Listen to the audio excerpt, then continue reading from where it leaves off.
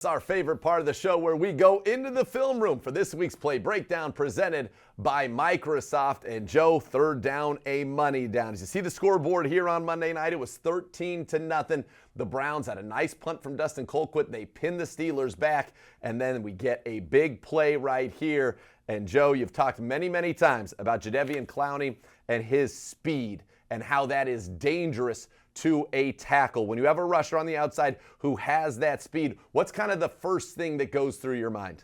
Well, the most important thing as a tackle is getting off the line of scrimmage as quickly as possible. You want to start moving as soon as that ball starts to move, because the last thing you can afford when you got Jadeveon Clowney across from you is him getting a half a step on you, getting ahead of your set, and making you get out of your technique to be able to try to catch up to him. Because at that point, when he gets to the point of contact, he can do whatever he wants. He can go inside, he can go outside, he can run you over, and you got no chance.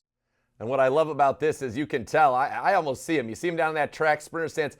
I have a feeling this tackle thinks he's getting outside. I've got to get outside. And this is where Jadeveon says, okay, maybe he's probably set outside on me a few times. Now I'm going to give him that and then just cut right across his face. And you see his ability here to split the gap and get the sack on a play where Ben was looking for a little out and up down here, but you don't have the time to do that when you get right to the quarterback. We'll take a look. Absolutely. The great pass rushers, they set up the rushes for the third and fourth quarter with what they do in the first and second quarter. They're getting ready for their best moves when everything is on the line. Third down, red zone, end of game scenarios. It's exactly what Jadeveon Clowney's doing. And he's able to split. That guard comes and tries to help, but he's already through. And Ben right here, that's his pump fake because this is an out and up. So he can't even throw this ball. In reality, he probably wishes, hey, I could throw this out because this guy's bearing down on me. And then Jadeveon gets right through. And there is the sack right down at the 1 yard line. We'll take a look at it now from the end zone view. And you can see 76 again. You got Clowney's out here. That's wide right there. Hoff, is that wide 9 wide? How wide are we here? Yeah, we're talking wide 9 right there. And you see the defensive tackle lining up almost in a defensive end position. What that does a lot of times is it makes the guard feel like he's got to get wider than he has to. And then it's opening up space between the guard and the center for the defensive tackle for him to split inside. But what it also does is it makes the tackle a little bit nervous, because now when I'm a tackle, I got to stick my hand up because I'm a little concerned about the TE, that twist game that can potentially happen. It's going to happen a lot quicker when that defensive tackle lines up right on your face, and it opens up some of that space because now the tackle is worried about 2 guys instead of just 1 guy.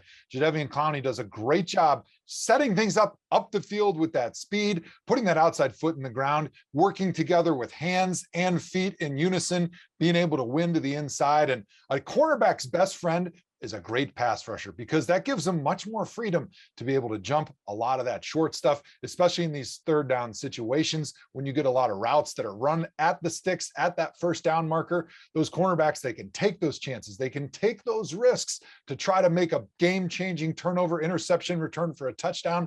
If you know that quarterback is just not going to have time to pump because your pass rush is going to get to him too quickly. Let's take a look now at some secondary play here. And for the Browns, this is incredible. This is at the end of the first half here for the Cleveland Browns, as A.J. Green's going to come up with an interception. We're going to show you how this happens. And what I think is incredible about this particular play is some of the guys that are on the field for the Cleveland Browns. You have injuries in the secondary. Adrian Colbert, who was just added to the team, he's right in here. He's ready to go and play some defense for you. A.J. Green is in the game for you as well, because at this point you have already lost Greedy Williams. And so the Browns, a makeshift secondary. And what the Browns are going to play here is what we call cover 5 or man 2. So you're going to have 2 deep safeties here, and then you're going to have man-to-man. 1, 2, 3. And then I think he's probably taken there 4. So you got guys underneath, and it's going to be A.J. Green here who comes up with this interception. Yeah, cover 5, 2-man. Those are great coverages when you don't have a quarterback that's a risk to run, and you don't have a huge opportunity for the offense to run the football, because what you get is all those underneath defenders, they're going to be turning their backs like one-on-one in basketball. They're running with their man. They don't have any eyes on the football. And so it's up to those safeties in the back end to be able to run support if needed, if that quarterback breaks contain. But when you got a guy like Ben Roethlisberger, who's fairly immobile, this is a great coverage because it locks down every single receiver. Plus, you've got those 2 safety valves in the back end being able to help where they're necessary. So all the defenders are going to take inside leverage on those receivers and take away all those quick throws, force Big Ben to hold on to the football. And a lot of times they're going to try to throw the ball into a tight space and a tight window that's just not there.